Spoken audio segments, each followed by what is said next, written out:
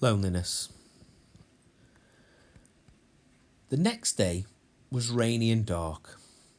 Rain fell on the roof of the barn and dripped steadily from the eaves. Rain fell in the barnyard and ran in crooked courses down into the lane where thistles and pigweed grew. Rain splattered against Mrs. Zuckerman's kitchen windows and came gushing out of the downspouts.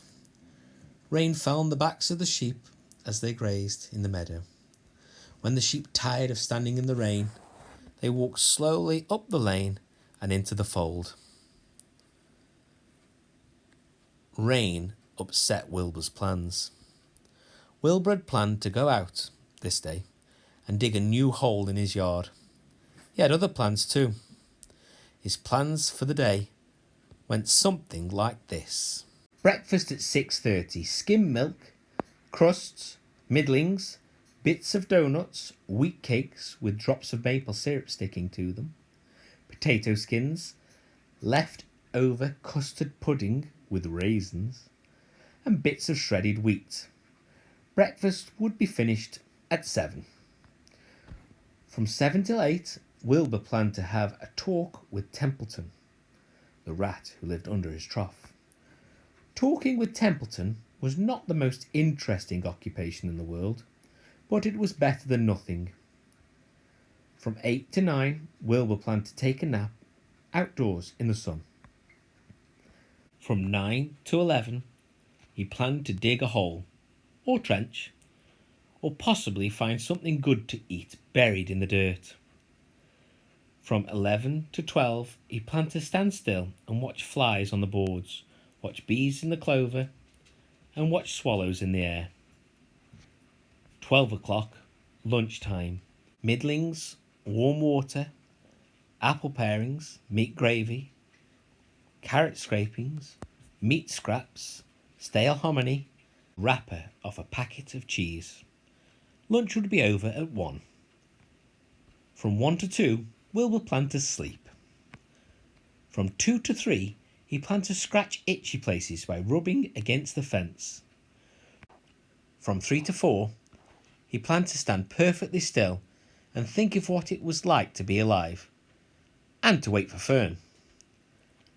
At 4 would come supper. Skim milk, provender, leftover sandwiches from Lurvy's lunchbox, prune skins, a morsel of this, a bit of that, fried potatoes, marmalade drippings, a little bit more of this, a little bit more of that, a piece of baked apple, a scrap of upside-down cake. Wilbur had gone to sleep thinking about these plans.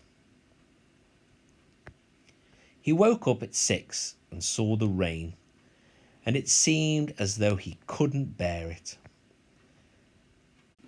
I get everything all beautifully planned out, and it has to go and rain, he said. For a while he stood gloomily indoors. Then he walked to the door and looked out. Drops of rain struck his face. His yard was cold and wet. His trough had an inch of rainwater in it. Templeton was nowhere to be seen. "Are you out there, Templeton?" called Wilbur. There was no answer. Suddenly Wilbur felt lonely and friendless. "One day, just like another," he groaned. "I'm very young. I have no real friends here in the barn. It's going to rain all morning and all afternoon, and Fern won't come in such bad weather. Oh, honestly." And Wilbur was crying again, for the second time in 2 days. At 6:30, Wilbur heard the banging of a pail. Lurvy was standing outside in the rain, stirring up breakfast. "Come on, pig," said Lurvy. Wilbur didn't budge. Lurvy dumped the slops, scraped the pail, and walked away. He noticed there was something wrong with the pig. Wilbur didn't want food. He wanted love. He wanted a friend, someone who would play with him. He mentioned this to the goose, who was sitting quietly in the corner of the sheepfold. "Will you come over and play with me?" he asked. "Sorry, Sonny, sorry," said the goose. "I'm sitting on my eggs, 8 of them. Got to keep them toasty, oasty warm. I have to stay right here. I'm no flibbity-ibbity gibbet. I do not play when there are eggs to hatch. I'm expecting goslings." "Well, I didn't think you were expecting woodpeckers," said Wilbur bitterly. Wilbur next tried one of the lambs. "Will you please play with me?" he asked. "Certainly not," said the lamb. "In the first place, I cannot get into your pen, as I'm not old enough to jump over the fence. In the second place, I'm not interested in pigs. Pigs mean less than nothing to me." "What do you mean, less than nothing?" replied Wilbur. "I don't think there is any such thing as less than nothing. Nothing is absolutely the limit of nothingness. It's the lowest you can go. It's the end of the line. How can something be less than nothing? If there was something that was less than nothing, then nothing would not be nothing. It would be something, even though it's just a very little bit of something. But if nothing is nothing, then nothing can be less than it is." "Oh, be quiet," said the lamb. "Go play with yourself. I don't play with pigs." Sadly, Wilbur lay down and listened to the rain. Soon he saw the rat climbing down the slanted boards that used to be a stairway. "Will you play with me, Templeton?" asked Wilbur. "Play?" said Templeton, twirling his whiskers. "Play? I hardly know the meaning of the word." "Well," said Wilbur, "it means to have fun, to frolic, to run and skip and make merry." "I never do those things if I can avoid them," replied the rat sourly. "I prefer to spend my time eating, gnawing, spying and hiding. I'm a glutton, but not a merrymaker. I'm on my way to your trough to eat your breakfast, since you haven't got sense enough to eat it yourself." And Templeton, the rat, crept stealthily along the wall and disappeared into a private tunnel that he had dug between the door and the trough in Wilbur's yard. Templeton was a crafty rat. He had things pretty much his own way. The tunnel was an example of his skill and cunning.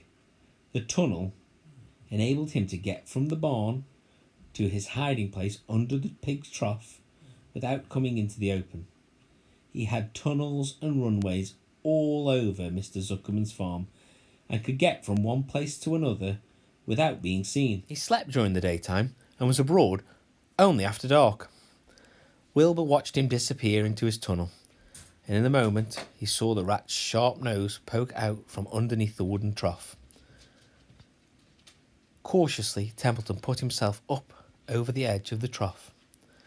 This was almost more than Wilbur could stand, on this dreary rainy day, to see his breakfast being eaten by somebody else.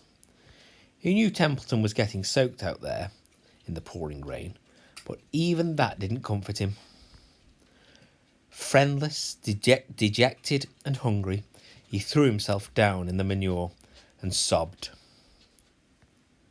Later that afternoon, Lurvy went to Mr. Zuckerman. "I think there's something wrong with that pig of yours. He hasn't touched his food." "Give him 2 spoonfuls of sulphur and a little molasses," said Mr. Zuckerman. Wilbur couldn't believe what was happening to him when Lurvy caught him and forced the medicine down his throat. This was certainly the worst day of his life. He didn't know whether he could endure the awful loneliness any more. Darkness settled over everything. Soon there were only shadows and the noises of the sheep chewing the cud, and the occasional rattle of cow chains up ahead. You can imagine Wilbur's surprise when, out of the darkness, came a small voice he had never heard before. It sounded rather thin, but pleasant. "Do you want a friend, Wilbur?" it said. "I'll be a friend to you. I've watched you all day, and I like you." "But I can't see you," said Wilbur, jumping to his feet. "Where are you, and who are you?" "I'm right up here," said the voice. "Go to sleep. You'll see me in the morning."